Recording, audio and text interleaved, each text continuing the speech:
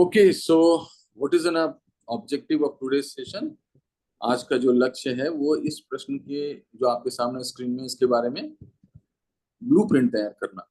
अब देखो, आप लोगों को बताऊं कि प्रश्न दिखता बहुत सरल है पर इसकी मांग बहुत जटिल है, क्योंकि मेरा दावा है, आपको मैंने इतने पहले आपको मटेरियल दिया और आपको सारा सपोर्ट दिया, उसके बावजूद मुझे पता है कि आप बिल्कुल बुलजाई को हिट करने में सफल नहीं होगे। देखो, मैं इतने कॉन्फिडेंस के साथ कह रहा हूँ, देखते हैं कि मैं सही होता हूँ कि नहीं होता हूँ। अच्छा, दूसरी चीज ये भी मकसद है यहाँ पर कि बताऊं कि ये कार्यक्रम में जो उपयोगी मटेरियल उसका उपयोग कैसे करना, मतलब जो सपोर्टिव मटेरियल है उसको उपयोग कैसे करोगे। अभी भी लोगों को कंफ्यूजन होता है जब मैं देखता हूँ तो जो मैं ये क्वेश्चन के साथ सपोर्टिव केस स्टडीज देता हूँ ना, ये आंसर नहीं है बिल्कुल, इस प्रश्न का वो उत्तर है ही नहीं।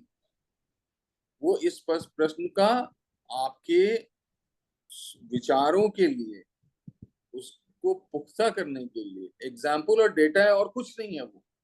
अगर आप सोचोगे कि मैं इसको पढ़ के आंसर लिख लूं, नहीं लिख पाओगे आप। क्यों नहीं लिख पाओगे? क्योंकि प्रश्न और जो ये सामग्री आपको दी गई है, इसके बीच में जो एक गैप है वो है आपकी सोच। वो सोच क्या है? वो सोच है कि ये प्रश्न आप पढ़ो और उस प्रश्न में इसके जो जटिल मांग है, जो की डिमांड है इस क्वेश्चन को, उसको निकालो और फिर उसमें आप एक ब्लूप्रिंट बनाओ। उस ब्लूप्रिंट का जो खाका बनाओगे ना, उसमें ये मटेरियल जाके फिट होगा, है ना। तो चलो, आप लोग पढ़ो इस प्रश्न को और बताओ इस प्रश्न का मान क्या है। तो हिमांशु, पहले आप बताने की कोशिश करो।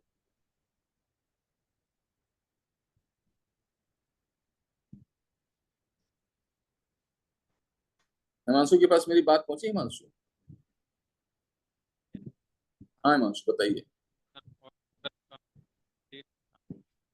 नहीं, आवाज कम।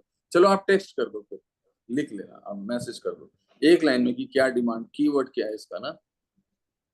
अच्छा प्रेरणा, आप बताओ। हिमांशु, आप ना लिख दो, आपकी आवाज नहीं आ रही है इसमें, आप टेक्स्ट कर दो उसको, माइक ऑफ कर दो। यस प्रेरणा, आप बताओ।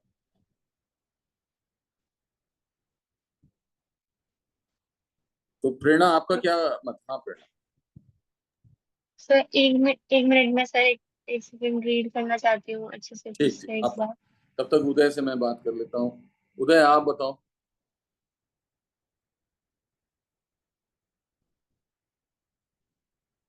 सर सर इसमें सर इसमें योजना और निष्पादन के बीच में अंतर बताना है सर। सर आवाज आ रही है? हाँ आ रही है और आपकी बात भी पहुंच गई। सर इसमें योजना और निष्पादन के बीच में अंतर को हमें बताना है। हाँ बिल्कुल बिल्कुल। चलो सर मेरी योजना बात को को तो पहले ही झटके में आपने यहाँ पे। अच्छा देखो, हिमांशु ने लिखा है,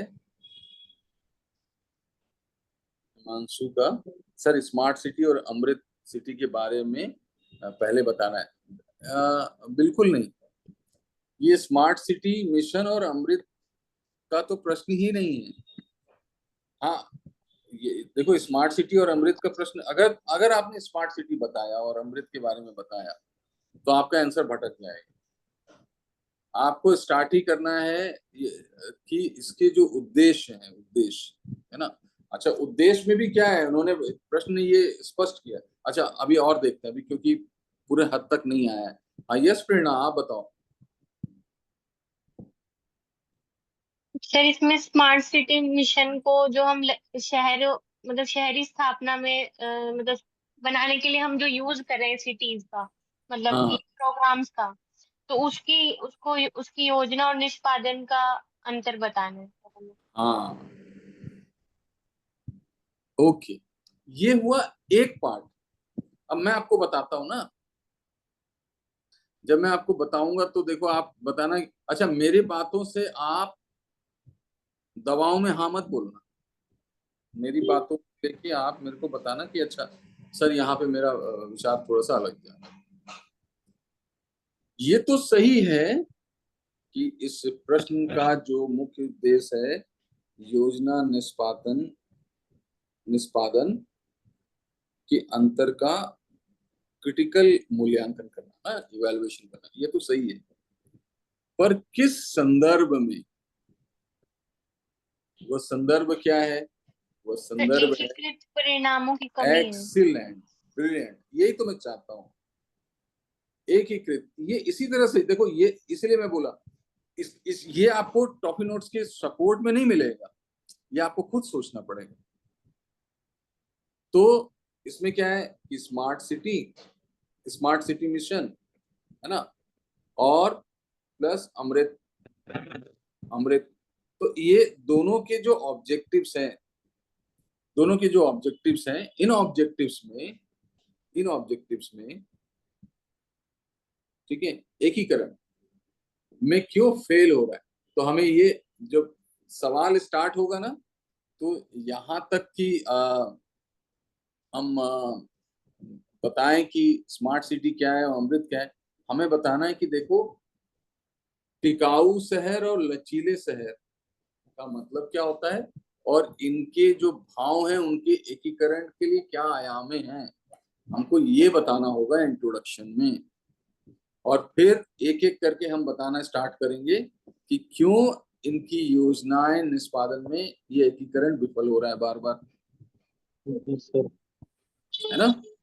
तो यस ये सर। अगर आपने स्मार्ट सिटी मिशन और ये लिख दिया, नहीं, आपको ऐसे बताना कि यस, एक दो लाइन स्मार्ट सिटी मिशन और अमृत, और उसके बारे में बताना कि ये एक बहुलक्ष्यीय और क्रांतिकारी, ऐसा जो आप महसूस करते हो, यहाँ आपके सोच आनी चाहिए यहाँ पर, और ये एक अनोखा पहल है, ऐसे करके कुछ स्टार्ट करना जिसका उद्देश्य टिकाऊ शहर। अच्छा, टिकाऊ मतलब सस्टेनेबल, समझ पाए बात को? जी टिकाऊ सर। का, हाँ, टिकाऊ का मतलब होता है सस्टेनेबल, और लचीला का मतलब क्या होता है? फ्लेक्सिबल। हाँ, स्मार्ट, ठीक है ना। लचीला का मतलब होता है रिजेलिएंट इंग्लिश में बोलते हैं। लचीला का मतलब होता है कि आपका डिजास्टर नहीं पढ़ा है ना मैंने, उसमें वो बोलते हैं ना कि एक होता है वल्नरेबल, है ना, और उसका जी ऑपोजिट सर। होता है जो मतलब कोई अगर विपत्ति आए तो सरेंडर नहीं कर देना, उससे फाइट करना। जी सर। बाढ़ आए तो ये जी नहीं कि सर। हम डूब गए, बाढ़ आया तो हमारे पास पार्क है, हम निपटा देंगे बाढ़ के अतिरिक्त पानी को। सूखा आया तो हमारे पास वो है, वाटर हार्वेस्टिंग का समस्या है, ग्राउंड वाटर रिचार्ज, तो हम सूखा को मैनेज कर लेंगे। इसको बोलते हैं रिजेलिएंट, ऐसे सिटी को बोलते हैं स्मार्ट सिटी। तो ये दोनों उद्देश्य तो आपको स्टार्टिंग में करना है कि देखो, सस्टेनेबल और टिकाऊ ना शहरी, और उनके स्थानों को बनाना, केवल शहर को नहीं, पूरे स्थानों को ना, देखो स्थान बनाना है ना, ये शहरी स्थान बनाना, तो हमें उनके शहर के एक एक जगह को टिकाऊ और ये बनाना है।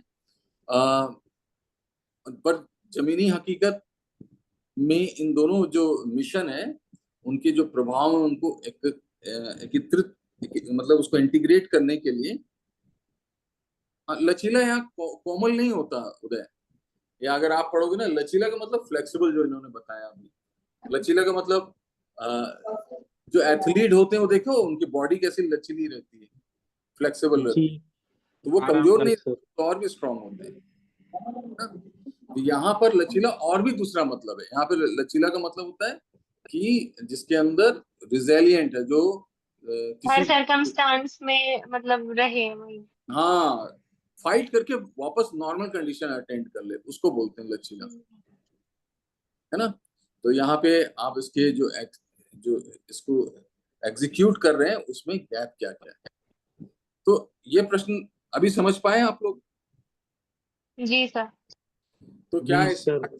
मिशन का यहाँ पर इंट्रोडक्शन डालना, और अमृत मिशन कब स्टार्ट हुआ, कब डालना, ये औचित्य रहेगा क्या इंट्रोडक्शन में? No sir. नहीं, नो सर। बिल्कुल नहीं। No sir. हाँ, हमें स्टार्टिंग में ही बता देना है कि देखो, टिकाऊ जो कि सस्टेनेबल सतत शहर, लचीला मतलब रिजेलिएंट, है ना, शहरों का निर्माण, जो कि इनका एक मुख्य उद्देश्य है। और उद्देश्यों को अगर आप बता सकते हो, अच्छा देखो, इस प्रश्न का एक और मकसद है, ये जो हमारा सेशन है ना, इसका एक और मकसद है कि आप जब ये पढ़ रहे हो तो स्मार्ट सिटी मिशन और अमृत, इनके उद्देश्य क्या है, अगर आपको याद नहीं है तो आप याद कर लो अभी। तो आपका ये रिवीजन का भी मकसद है इसका, कि ये चीज अगर आप समझ पा रहे हो तो उसमें कर लेना। जी तो सर। हाँ, इसको वापस जा करके हमें वो करना है। अब देखो इसमें क्या है, जब जब आप देखो तो दूसरे आयामों के बारे में बात करते हैं। अब मैं एक प्रश्न को फिर से पढ़ता हूँ ना, फिर हम लोग इसके चारों घटक जो क्वेश्चन के जो बॉक्सेस हैं उसके बारे में बात करेंगे, ब्लूप्रिंट के बारे में। तो मैं फिर से पढ़ रहा हूँ। स्मार्ट सिटी मिशन और अमृत का उद्देश्य टिकाऊ और लचीले शहरी स्थान बनाना ना, लचीले शहरी स्थान बनाना था। फिर भी अक्सर एकीकृत परिणामों में कमी आती है। चयनित शहरों के उदाहरण के साथ इन मिशनों में योजना निष्पादन अंतर का समालोचनात्मक मूल्यांकन करिए। तो आपको क्या करना था कि इंट्रोडक्शन, चलो आप लोगों ने समझ लिया इंट्रोडक्शन, है ना। मैं इसको इस तरह से समझा देता हूँ यहाँ हटा के।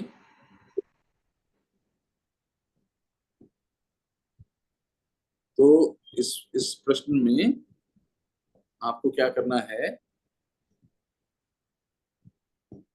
कि एक तो देखो, इंट्रोडक्शन इतना इंपॉर्टेंट होता है, इंट्रोडक्शन इतना इंपॉर्टेंट होता है कि उससे तय हो जाता है कि आप सही दिशा में आंसर लिख रहे हो कि नहीं लिख रहे हो।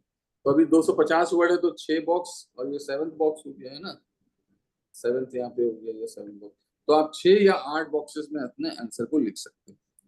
अब ये जो प्रश्न था ना, इस प्रश्न में हमें शहरों के माध्यम से, है ना, मैं जो प्रश्न था इसमें ये बताया गया था ना कि चयनित शहरों के माध्यम से आप इस मिशन के योजना निष्पादन के अंतर को बताइए। तो आपको पहले तो इंट्रोडक्शन करना है। इंट्रोडक्शन में क्या करोगे आप, एक तो सस्टेनेबल सिटी, और लाइक वो जो हमने रिजिलिएंट सिटी के बारे में थोड़ा सा जानकारी दोगे, सतत, और ये जो स्मार्ट सिटी है। फिर आप जरा सा एग्जाम उद्देश्य बताओगे यहाँ पे, है ना। फिर शहर को चयनित करना है। तो जैसे भोपाल शहर आ गया, जैसे चेन्नई आ गया, जैसे लखनऊ आ गया, है ना, चंडीगढ़ आ गया, पुणे आ गया। तो इन शहरों के माध्यम से, अब यूपीएससी देखो ऐसे प्रश्न दे देती है ना उस समय, वहां पे कहाँ याद रहता है ये सब चीज। तो हर बार शहरों के माध्यम से हम क्या बताने की कोशिश करेंगे, स्मार्ट फिर सिटी और निष्पादन और उनके कार्यान्वयन में मतलब क्या अंतर है? क्या अंतर है, किस उद्देश्य के लिए। फिर उनके एकीकरण में जो कमी है। हाँ, उनका जो इंटीग्रेशन है ना, ये क्यों नहीं हुआ, हमें हमेशा बताना है कि इंटीग्रेशन, उसके एकीकरण असफल क्यों हुए। बस हमें ये चीज बताते रहना है, सफल क्यों हुए। अब देखो ये प्रश्न, जैसे नहीं कि प्रश्न को समझाने में इतनी वो उसमें ऊर्जा जाती है, तो यही है क्योंकि ये प्रश्न बच्चे समझ ही नहीं पाते। आपको किसी ने आपकी जानकारी में मेंस दिया, आप उसको ये प्रश्न दे दो, बोलो इंट्रोडक्शन क्या है, उससे आप उसके बारे में बता सकते हो। तो इसमें क्या क्या चीज विफलता के कारण हो सकता है, तो एक विफलता का कारण होगा डिजाइन, जो प्लान करा है हमने, उसकी जो डिजाइन होगी ना, उसमें जरूर कोई खोट होगा। और वो क्या होगा, वो किसी महत्वपूर्ण चुनौतियों को नजरअंदाज कर रहा होगा। दूसरी, निष्पादन में क्या दिक्कत आ सकती है, जो उसका फंडिंग है ना, वित्तीय बाधा जरूर होगी उसकी। तो आप वो वित्तीय बाधा को देखिएगा कि उस वित्तीय बाधा ने कहाँ से उस चीज को खराब किया। अगर कोई वित्तीय बाधा है तो कहीं सड़क फूट के रह गए, है ना, और उसका वो एकीकरण नहीं हो पाया, इस तरह से चीजों को निकालना है इसमें, है ना। अच्छा, दूसरी चीज कि डिजास्टर में क्यों चीज फेल हो जाते हैं, ये भी बताना है कि डिजास्टर के माध्यम से ये लचीलापन नहीं है ना। तो मैंने अब मैं जो मटेरियल दिया हूँ वो यहाँ पर दिया हूँ, यहाँ पर आप इसको यहाँ तक आने के लिए आपको ये मेहनत करना पड़ेगा ना, कि डिजाइनिंग में क्या चीज दिक्कत है, इसमें क्या चीज दिक्कत है। तो जैसे देखो, जब आप मटेरियल देखोगे ना अपनी, ये जो मटेरियल देखो जो मैंने आपको दिया, तो भोपाल के बारे में मैंने इसमें डिस्कस किया है कि भोपाल में क्या चीज हुआ, कि उसमें स्मार्ट पोल लगाए गए, जो आप पढ़ोगे तो मिलेगा उसमें, और डिजिटल ट्रैफिक मैनेजमेंट सिस्टम लगाया गया जिसको इंटीग्रेटेड कमांड कंट्रोल सेंटर कहते हैं, ICCC कहते हैं। तो ये दोनों लगाए गए सिटी को स्मार्ट बनाने के लिए भोपाल में, है ना। तो यहाँ पे क्या तकनीकी तो आई, टेक्नोलॉजी डाल दिया गया, पर ये सेवा नहीं दे पाई ये तकनीक। तो टाइटल में यही लिखा है, जब आप देखोगे ना टॉकिंग नोट्स में, कि भोपाल में टेक्नोलॉजी तो आई पर ये सेवा नहीं दी। अच्छा क्यों नहीं? अच्छा ये सब डाउन टू अर्थ के मटेरियल का है ना। बहुत प्रश्न यूपीएससी ऐसे मैगजीन से क्वेश्चन निकालता है, डाउन टू अर्थ एक NGO चलाती है मैगजीन। तो क्यों नहीं हो पाया? क्योंकि ये जो टेक्नोलॉजी आया ना, भोपाल की जो सरकार है, जो म्यूनिसिपैलिटी है, उन्होंने इसको पॉस कॉलोनी में लगाया, पहले झुग्गी झोपड़ियों में नहीं लगाया, तो इसका सही वितरण नहीं हो पाया इस टेक्नोलॉजी का, तो सामाजिक समावेश नहीं हो पाया, देखो सस्टेनेबल नहीं बन पाया, है ना। जी सर। दूसरी चीज कि जब आप पूरे क्षेत्र में नहीं उसके, अच्छा इसमें ये भी कारण है कि जब आप भोपाल को जाते हो, उसमें दिखा हुआ है भोपाल एक पठारी क्षेत्र में बसा हुआ है ना, तो सब जगह समान तरीके से नहीं कर सकते, तो भौगोलिक असंतुलन के कारण भी ये सुविधा में अच्छा विस्तार नहीं हुआ। आपको इस तरह से लिखना था वहां पर, है ना। दूसरा चीज कि जो नई टेक्नोलॉजी है, टेक्नोलॉजी तो ले लिया, पर उसके रख रखाव में जो मेंटेनेंस चाहिए, जिससे कि उसकी सुविधाएं निरंतर मिलती रहे लोगों को, वो उसके लिए लोग ट्रेंड नहीं है, उसमें पर्याप्त ट्रेनिंग नहीं मिली उनको, तो इस तरह की चीजें बतानी है वहाँ पे। तो इस तरह से जब चीजें बताओगे तो आपके आंसर क्या होगा, बुकिश नहीं रहेगा, प्रैक्टिकल हो जाएगा ना। ठीक है। दूसरी, फिर आप देखोगे कि सॉलिड वेस्ट मैनेजमेंट के ऊपर एक आर्टिकल है, अब आप पढ़ोगे तो आपको थोड़ा टॉकिंग नोट्स के कंटेंट अच्छे लगेंगे। जी सर। तो उसमें क्या है, इंदौर में क्या है कि सॉलिड वेस्ट मैनेजमेंट में सिस्टम लेके आए कि सिटी इंदौर को स्मार्ट सिटी बनाया जाए, और उसको अमृत सिटी से उसको फ्लेक्सिबल भी बनाया जाए, सस्टेनेबल और ये बनाया जाए। तो उसका मकसद क्या था कि अब जो सॉलिड वेस्ट मैनेजमेंट है, कि उनको डोर टू डोर जाकर के हम 100% कूड़ा कलेक्ट करें, है ना। दूसरा, हम बायोगैस का संयंत्र बनाएं और उससे ऊर्जा को पैदा करें। पर हुआ क्या कि जो ये दो कार्यक्रम है ना, बने तो अच्छे, पर एक का गति तेज रहा, दूसरे की गति स्लो रही, है ना। क्यों गति स्लो रही? क्योंकि जो अमृत है ना, वो सिटी को क्या करता है, स्मार्ट बनाता है, जो मतलब वो रिजिलिएंट लाता है, कि मैंने डिजास्टर में वो टिका रहे, वो देश टिकाऊ बना रहे, मतलब फाइट करे, और वो सस्टेनेबल बनाता है। तो हुआ क्या कि जो अमृत का जो प्रोग्राम है, वो हर जो क्षेत्र है इंदौर के लिए, वहां पे अलग अलग गति से वो उसने मार्केट को, मतलब वहां सिस्टम को डाला, इसलिए एकीकरण नहीं हो पाया, है ना। जी सर। और क्या हुआ कि वेस्ट मैनेजमेंट में तो पूर्ण जोर था उनका, वहां पे जब आप पढ़ोगे तो मैंने वो समरी निकाल के रखा है कि वेस्ट मैनेजमेंट को तो बहुत तेजी से उन्होंने किया, पर अन्य जो घटक है ना, उसको नजरअंदाज करके रखा, तो इसीलिए सस्टेनेबिलिटी नहीं आ पाई। तो इसी तरह से आप पढ़ लेना सूरत में क्या है।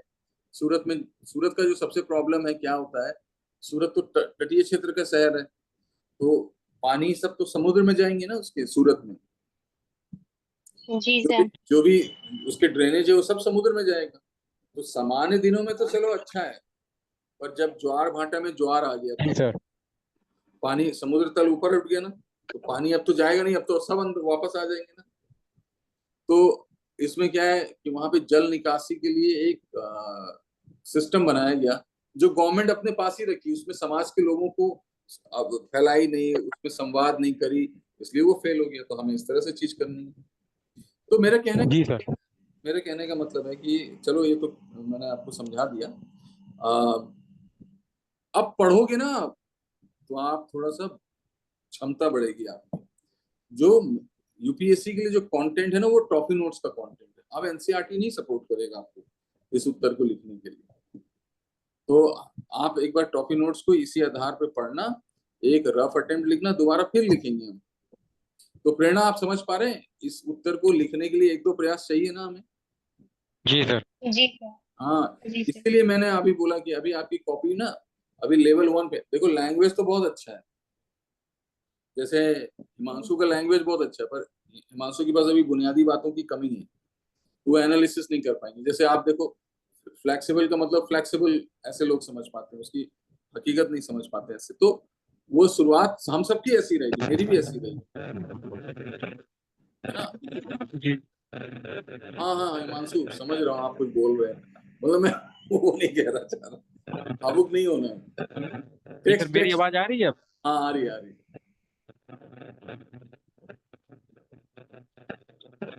हाँ बताइए। नहीं सर, तो एनालिसिस करने की कोशिश कर रहा हूँ, एनालिसिस की कैसे जाती है ये नहीं, यही नहीं मालूम हमको। अच्छा, आवाज थोड़ी आपकी कट रही है। चलो फिर आप लोग ने ये एनालिसिस तो समझ लिया ना। जी सर। हाँ, अब इसमें प्रयास करना और उत्तर लिखना, इसको टॉपी नोट्स पढ़ना। देखो, यही मकसद था आज के इंटरव्यूएशन का, कि जब आप डिजाइन करोगे अपने प्रश्न, उसकी खाका तैयार करोगे, तो आपको टॉपी नोट्स का महत्व समझ में आएगा, और टॉपी नोट से आप ज्यादा अच्छे बेहतरीन तरीके से चीज निकालोगे, क्योंकि सबका असेसमेंट दिया हुआ है उसमें। तो इसके लिए जो सबसे बड़ा मकसद है कि आपको प्रश्न को सही तरीके से समझ। जी